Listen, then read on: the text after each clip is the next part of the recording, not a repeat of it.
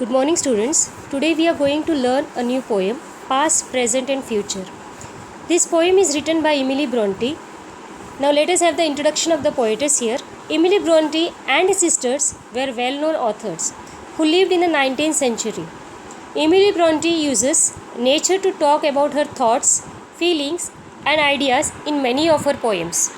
In this poem also she had used some elements of nature. The poem about time is presented in the form of dialogue between the poetess and a happy child.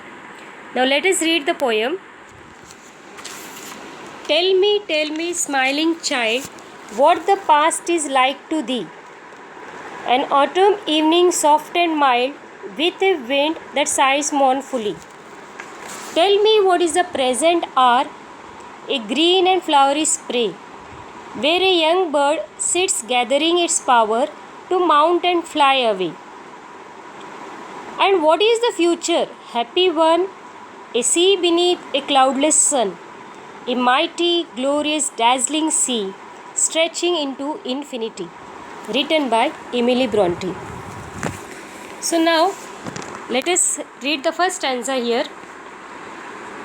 Tell me, smiling child, what the past is like to thee. The poetess asks a happy child what the past is like to him or her.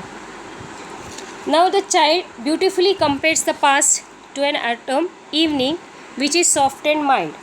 An autumn evening soft and mild with a wind that sighs mournfully. With a sad wind sighing in the background. For the child the past was a pleasant time, but there are moments which cannot be revisited as they would never return. Now let us move to the second stanza here. Tell me what is the present hour, a green and flowery spray, where a young bird sits gathering its power to mount and fly away. The poet here asks the child about the present time. The child happily compares the present time to a pleasant green and flowery branch, where a young bird gathers courage and power to mount and fly above the blue sky.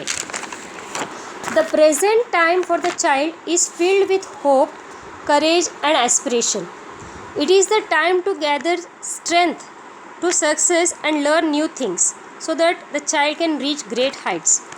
And it is the time to prepare for future, thinking that nothing is impossible. So you can see here optimism in this poem. Next, we will learn about the third stanza here. And what is the future, happy one? A sea beneath a cloudless sun, a mighty, glorious, dazzling sea stretching into infinity. The poetess asks the child again about the future now. The child compares the future with a sea under a cloudless sun. A sea which is mighty, glorious, dazzling and never ending. So the child means to say that future is thrilling and never ending possibilities are waiting for the child. So this is how the child replies to the poetess about the past, present and future time.